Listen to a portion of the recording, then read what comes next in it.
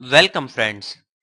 After taking the reference from a sample Revit project, in this tutorial we will be adding floors and ceiling to our model.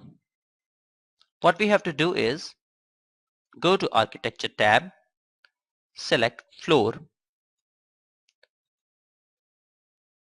As you select Floor, you'll find out the Modify and Create Floor Boundary. From here, select this Pick Wall.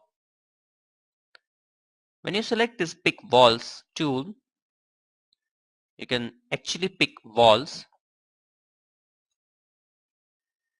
Now you can see I have picked this particular wall, and you can switch back to outside or inside edges.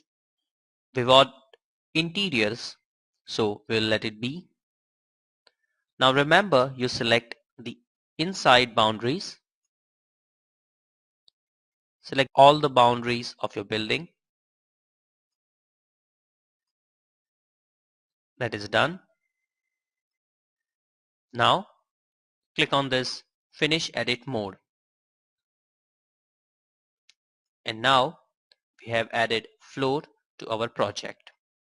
To confirm that, go to the 3D view, and now you can see the floor is there.